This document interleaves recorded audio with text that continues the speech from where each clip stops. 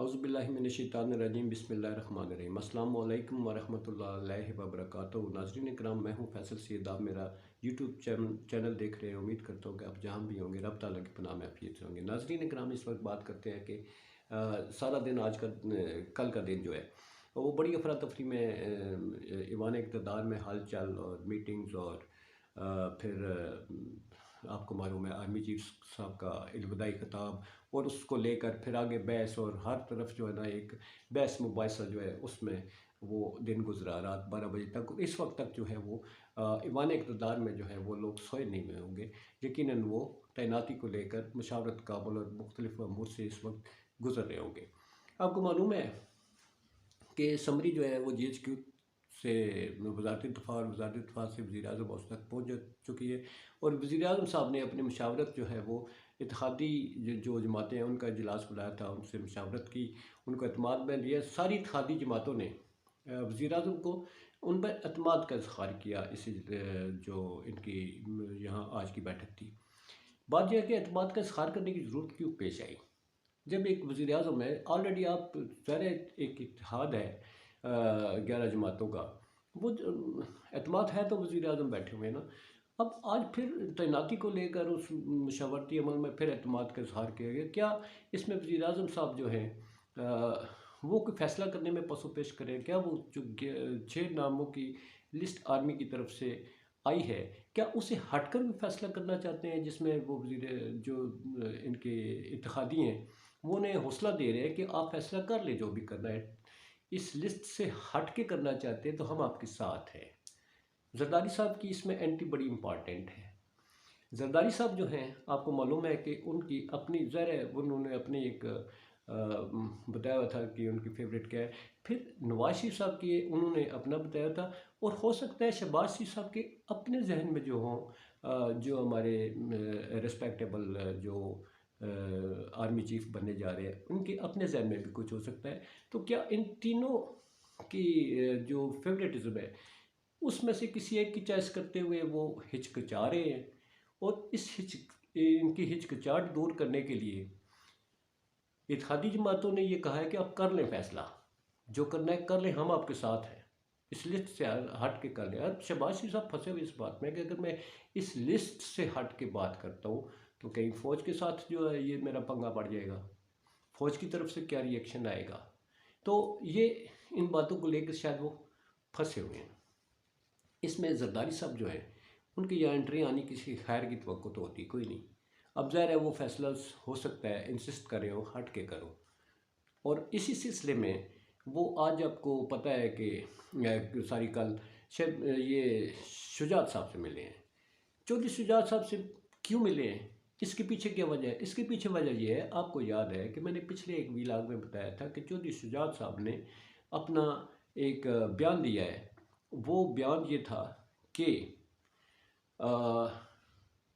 G H Q سے آئی ہوئی seniority list پر عمل کیا جائے، اس میں سے جو بھی ڈیزرو کرتے ہیں، جس کا وہ پروفائل ہے، جو ہمارا معیار ہے آئین کے مطابق، اس کی سلیکشن کی جائے۔ اب زرداری صاحب شجاعت صاحب سے اس لیے ملتے ہیں، ہو سکتا ہے اس کے پیچھے یہ ہو اس ملاقات میں جو اصل وجہ ہے کہ شجاعت صاحب کو وہ اس بات پہ قائل کر رہے ہو کہ آپ ہمارا ساتھ دیں، ہم یہ فیصلہ کرنا چاہتے ہیں کہ اس لسٹ سے ہٹ کے کوئی 3 اسٹار جنرل ہیں جن کو وہ تعینات کرنا چاہتے ہیں۔ ہو سکتا ہے وہ زرداری صاحب جو ہیں وہ ان کی چوائس ہو، کیونکہ زرداری صاحب اتنے ایکٹیو ہیں، نواز شریف صاحب کی ہو سکتا ہے وہ پوری نہیں کریں گے۔ زرداری صاحب اپنی چوائس جو ہے وہ شاید امپوز کرنے کی کوشش کر رہے ہیں، اور چودھری شجاعت صاحب کو وہ اس سلسلے میں پہلے ان سے ملے ہیں، پھر ان کو بیمار ہیں، حالانکہ وہ چل نہیں سکتے شجاعت صاحب، پھر چودھری صاحب کو لے کر شہباز شریف صاحب کے پاس آئے ہیں۔ پھر شہباز شریف صاحب کے ساتھ جو ہے ان کی ملاقات ہوتی ہے، اور اس ملاقات میں ظاہر ہے ایک ہی مسئلہ ہے سب سے بڑا اس وقت، جو اہم تعیناتی کا جو ہے وہ اس وقت عمل ہے، جس میں چودھری شجاعت صاحب کی ان کو لے کے آنا اسی بات کی عکاسی کرتا ہے کہ شاید چودھری شجاعت صاحب کو اس بات پہ قائل کیا جا رہا ہے کہ ہم اگر اسے ہٹ کر فیصلہ کرتے ہیں تو آپ ہمارے ساتھ کھڑے ہو۔ زرداری صاحب آپ نوٹ رکھیں، زرداری صاحب اس سلسلے میں بہت भाग दौड़ कर रहे हैं, तो ज़ाहिर है इसमें उनके अपने मफादात होते हैं। मैंने कल भी बताया था कि जब जरदारी साहब की एंट्री होती है वो उस वक्त होती है जब अगला बंदा सही फंसा हुआ हो, और फंसा हुआ हो तो फिर वो आते हैं मुफाहमत के बादशाह जो है, वो फिर आते हैं हाथ पकड़ने के लिए, और हाथ पकड़ते वो कहते हैं मैं छोड़ दूंगा, अगर मेरी इस वक्त बात मान लो तो फिर मैं हाथ पकड़ लूँगा, आपको बचा लूँगा। तो ये बात जनाब लगता ऐसे है। दूसरा जी बड़ा इम्पॉर्टेंट, इमरान खान साहब के लॉन्ग मार्च जो है उसमें थ्रेट्स हैं, उन्हें बड़े सीरियस थ्रेट्स हैं, और राना सना की तरफ से जो है वो असद उमर साहब को जो है वो लेटर भी आ चुका है कि बहुत उनकी जान को ख़तरा है, तो आप इस लॉन्ग मार्च को रोक दें या मौखर कर दें। तो इस हवाले से जनाब अगर वो अलर्ट जारी कर सकते हैं तो शायद हुकूमत का ये भी फ़र्ज़ बनता है, एजेंसियों का ये फ़र्ज़ बनता है कि इस मुल्क के शहरियों को जो इस वक्त सड़क पर है, जो अपने एक हक़ के लिए एहतजाज करे, उसकी हिफाजत को यकीनी बनाना, जो पाकिस्तान के एक इस वक्त सबसे बड़ी जमात का लीडर है उसको प्रोटेक्शन देना भी गवर्नमेंट का काम है। सिर्फ थ्रेट अलर्ट जारी करने की हद तक गवर्नमेंट की ज़िम्मेदारी नहीं होती, अपने शहरियों की जो प्रोटेक्शन है वो भी आइन और कानून के मुताबिक वो भी मुहैया करनी होती है। गवर्नमेंट किस चीज़ का काम होता है, जब आप एक लीडर को प्रोटेक्शन नहीं दे सकते तो फिर और क्या करेंगे। तो अब ये तैनाती जो है, ये लॉन्ग मार्च जो 26 को है उससे पहले पहले उन्होंने करनी है। अगर वो हो जाती है तो हमारे सारे हालात ठीक हो जाएंगे। हमारा जो इस वक्त डिफ़ॉल्ट रिस्क रेट है वो 94% तक पहुंचा हुआ है। अब हमारे आर्मी चीफ़ की तैनाती से बहुत सारे जो है हमारे मसाइल वो हल हो जाएंगे, हमारी कोई डायरेक्शन हो जाएगी, इन्वेस्टर्स का जो एतमाद बहाल हो जाएगा, जो हमारे लोन देने वाले मुल्क हैं उनका एतमाद बहाल हो जाएगा। तो हो सकता है इसका कोई इंशाल्लाह हमें अच्छे नताइज देखने को मिलेंगे। आर्मी चीफ़ की तैनाती जो है वो इतना मसला नहीं होना चाहिए था। इसके पीछे सारे मुल्क की जो है वो कारोबारी ज़िंदगी कह लें, उसको दाव पे लगा दिया गया। हालांकि ये चुपके से सारा कुछ आराम से हो जाता।